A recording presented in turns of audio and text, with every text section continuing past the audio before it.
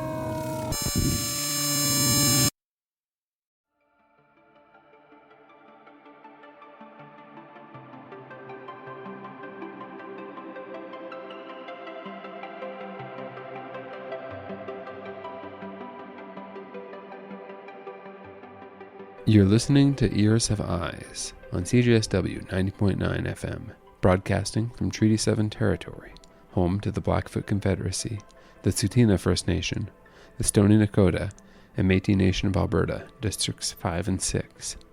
You can also hear Ears Have Eyes on New Adventures in Sound Art in South River, Ontario, and Golden Co-op Radio in beautiful British Columbia. We're your hosts, Wayne Garrett and Caitlin Brown.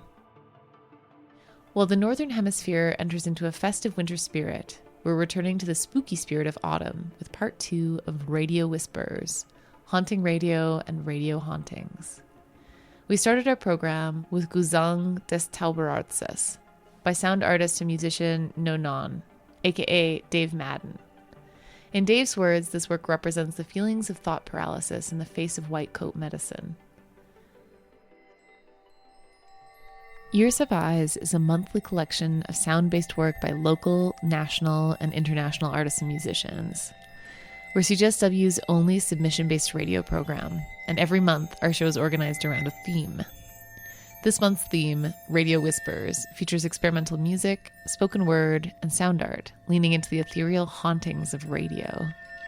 Artists explore the strange space between frequencies, literally or metaphorically, covering everything from field recordings on shortwave radio to spooky spoken word stories about the lifespan and death of domestic silk moths.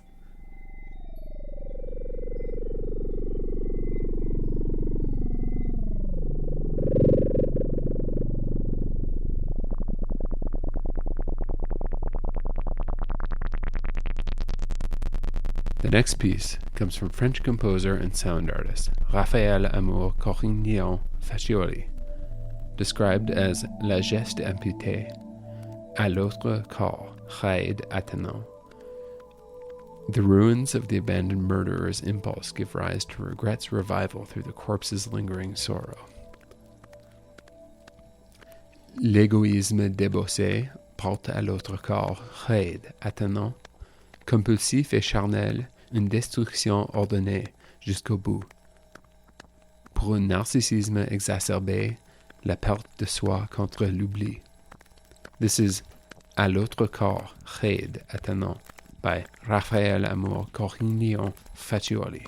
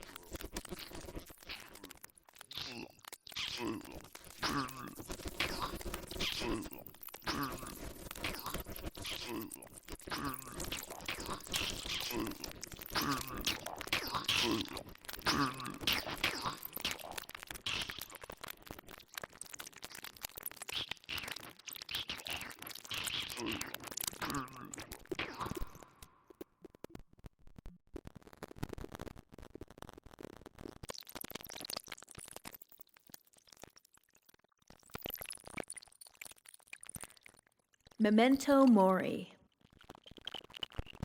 Scratching at the thimble lint and gumming out a door, but it is a bristling gristle that my mandibles deplore.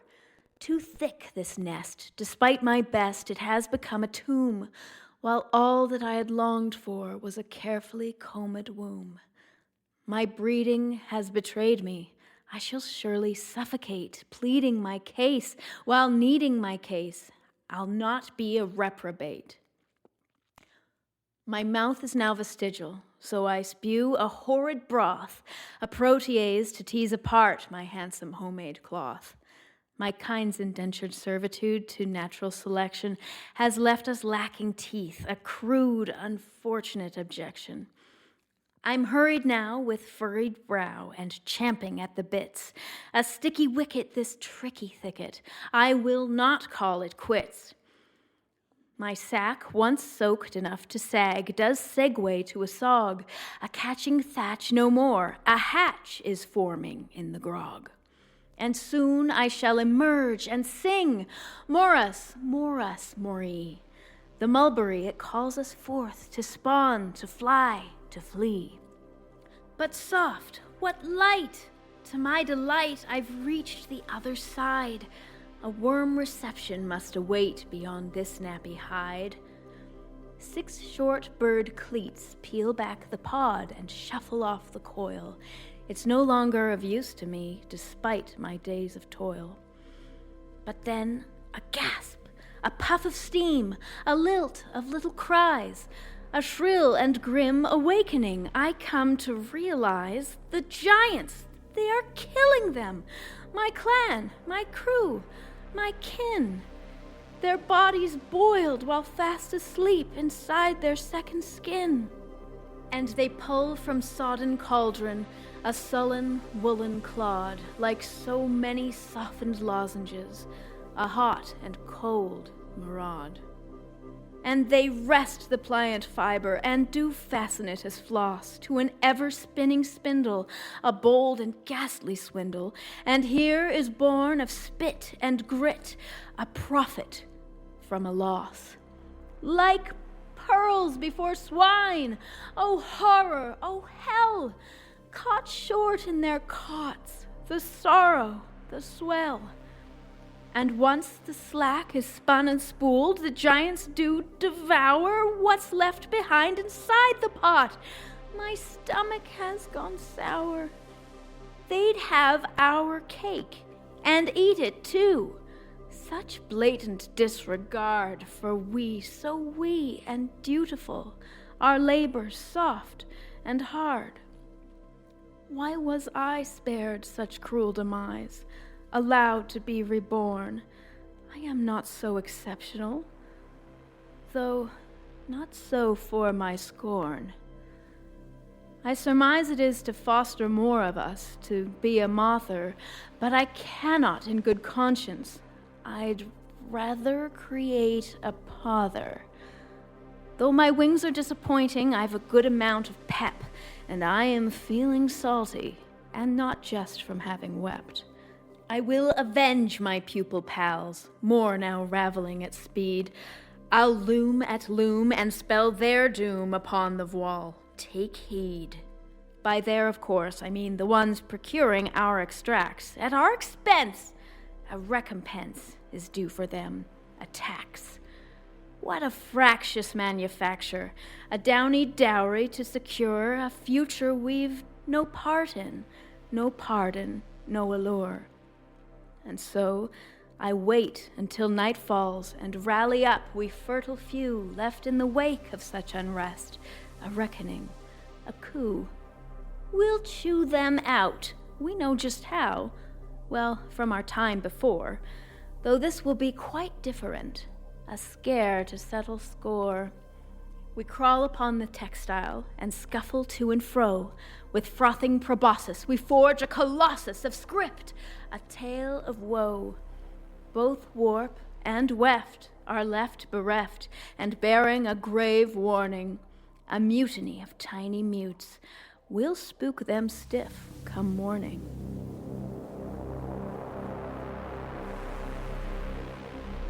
And once the giants did return, they found upon the floor the crumpled husks of many moths, exhausted to their core. Their coffers now coffins, the hulls still intact, for ne'er did they contrive to bilk their silken refuge, and they perished in the strive. And yet, nearby, the giants spied a luminescent glory, for their weaving from the night before now read, Memento Mori.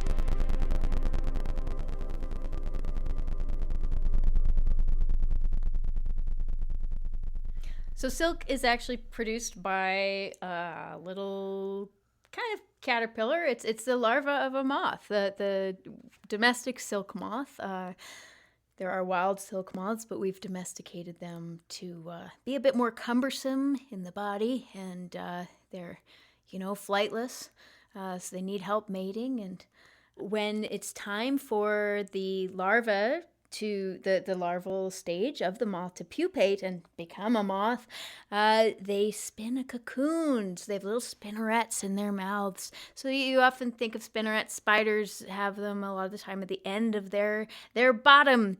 But the moth has them in their mouth, and they have this really, really neat fabric that they produce. It's saracen core, and then fibroin is this neat covering that kind of secures everything together. When it touches air, it turns hard. They spin a cocoon around them. It's very laborious, and they're making a nice little space for themselves to enter their next phase of life, which is a moth. And, once they're a moth, they can go and find a mate and make more moths. Well, caterpillars and then moths. And so human beings interrupt this process in order to make silk. Well, we've taken advantage of it too. So we have selectively bred something called the domestic silk moth, which is Bombyx mori, and we've kind of interrupted and made it impossible for them to really reproduce without our help. Because we want to prioritize the silk production, so the cocoons are a lot thicker. They often cannot escape by themselves, but we don't really value them escaping anyway. A few of them will help escape to procreate, so they can create more moths, which will create more silk. But we prioritize the silk above all. So to actually extract a usable silk fiber from these cocoons are often steamed or boiled because this kind of relaxes the fiber and allows it to be unspun in one solid stream. And then they are spun together, often multiple cocoons at once, and then their fibers twisted into a stronger thread, and something that you'd put on a loom to be crisscrossed with other fibers to create a garment. So it takes many, many cocoons to create a single garment. So those are many, many little lives. There is something called ahimsa silk, which is a sort of more humane silk, because the moths are allowed to escape the cocoons themselves, or go on to reproduce even with help escaping their cocoons. But since the fiber has been broken, these are often used for stuffing, for other applications that don't create perhaps such an elegant or beautiful, pristine garment. It's because the fibers are much shorter and have to be processed differently.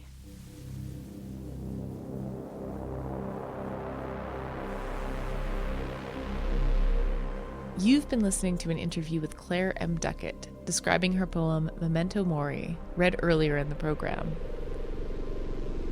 Clare is an artist, musician, gardener, and sometimes poet based in Calgary.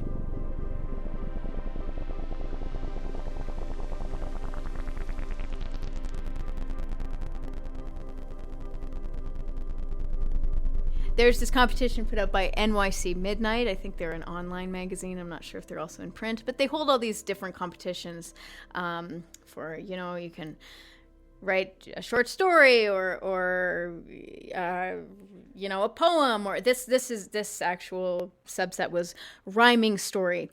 So, and you kind of get to interpret that how you like, but you can look at past winners and things. And they assign you 3 criteria.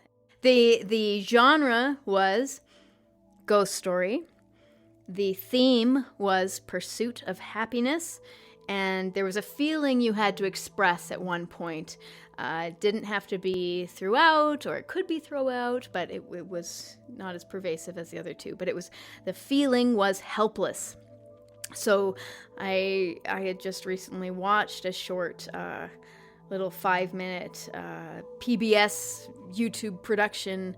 I think the channel's called Deep Look or something like that, and it's like micro learning, and it was about a domestic silk moth. And oh man, it really struck me that how it's kind of, I don't know, it echoes a lot of, I think, hardships in today's societies, kind of feeling forgotten and futile, and hey, is this worth anything? What's this all about? And like, that whole existentialist kind of, it's great metaphors. Everyone should watch it.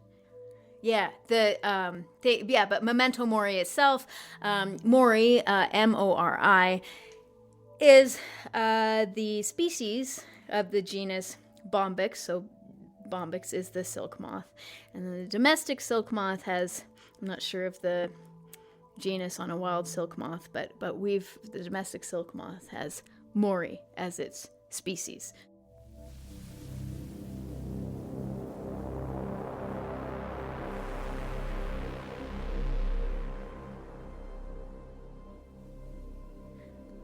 Memento Mori. A domestic silk moth, Bombyx mori, awakens from its metamorphic slumber to discover the terrible fate of its younger silkworm comrades. The moth decides to leave its human captors an ominous message in the cloth produced by its friend's labor.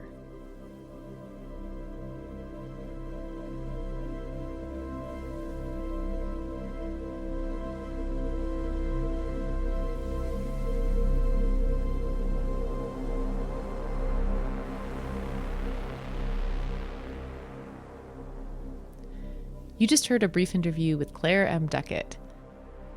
Her poem, Memento Mori, placed second in her group for Phase 1 of NYC Midnight's Rhyming Stories Challenge.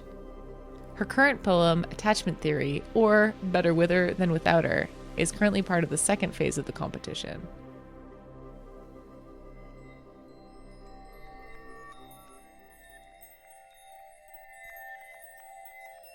You're listening to Ears of Eyes on CJSW 90.9 FM, New Adventures in Sound Art and Golden Co-op Radio. To learn more about all the artists on today's show, or to submit your own sound art, experimental music, spoken word, or noise, visit hibernationproject.ca and find the tab Ears Have Eyes.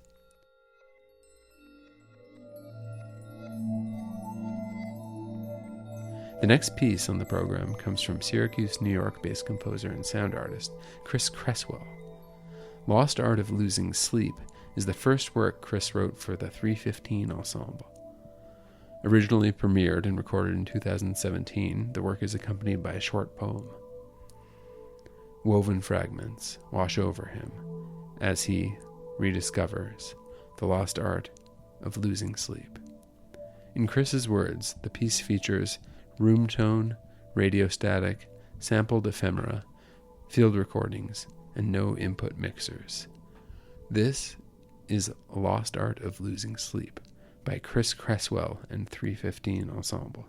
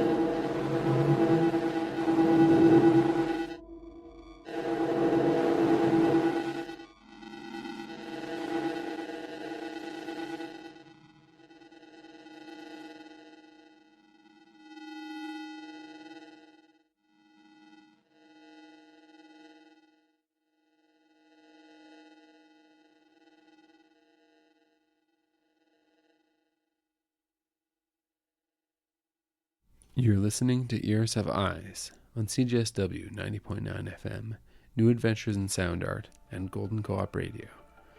You can read more about all the sound art on today's show and submit your own sound art, experimental music, spoken word, or noise at hibernationproject.ca.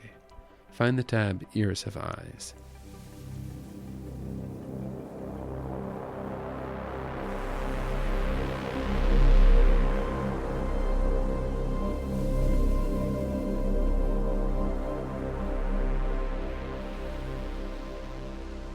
This is part 2 of Radio Whispers, Haunting Radio and Radio Hauntings. This month's theme is typified by the final piece on our program, a sound composition from percussionist, composer, and improviser Rob Coulter. Occidental is composed from field recordings captured in the Occidental Hotel in Buffalo, Wyoming, using shortwave radio, microphones, and overnight tape recordings of various rooms. Those recordings span 2015 to 2023, and the composition was completed in 2025 in Casper, Wyoming. Stay tuned until the end of the show, and we'll play a secret radio whisper. This is Occidental by Ron Coulter on CJSW 90.9 FM.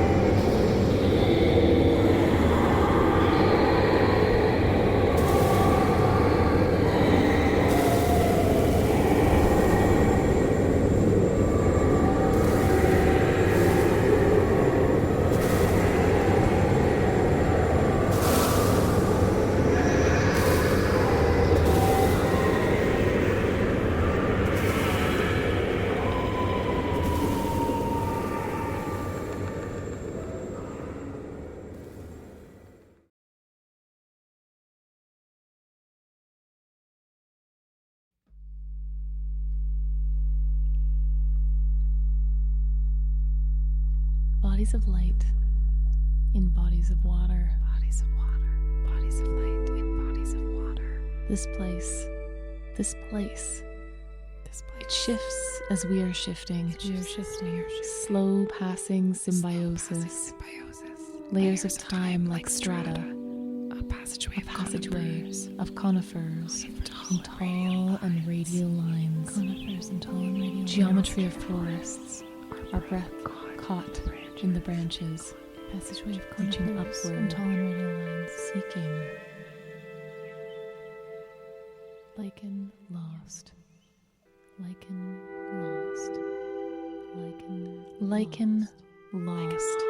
The focus pulls. A dizzy and familiar feeling. Rendering stretch marks in sun-bleached bark. Can you smell it? Fresh tree dirt and rot. The phantom musk of bears. Real and imagined. Just out of sight. Just out of mind. And minding their own business. Real and minding their own business. Have you ever wondered about the ghosts of animals? Elk and bison wandering highways and apartment blocks.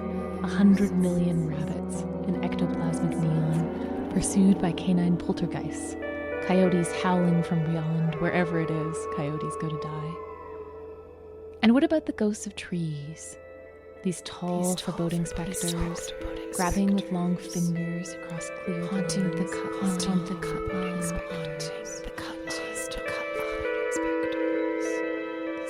towering in shadow over the revenge fantasy unfolds. Revenge fantasy unfolds. Towering over the I spent a week staring into the shadow of the deep dark forest at the edge of the meadow in this empire of dirt.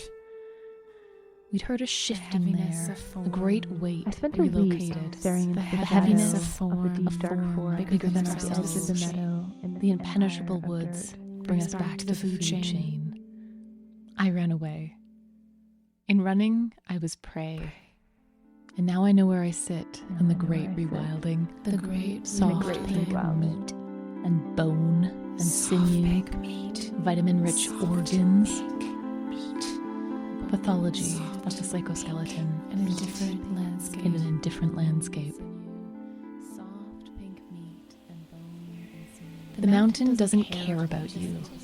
The mountain doesn't care about you. To the mountain, you are nothing. Start a fire, plant a tree, consume, consumed, brutal gestures, predator eyes, a loss of form and magnitude, topography of time released, a bolt of lightning, spiral splits 100-foot tall tree, out of reach, embraced with open eyes.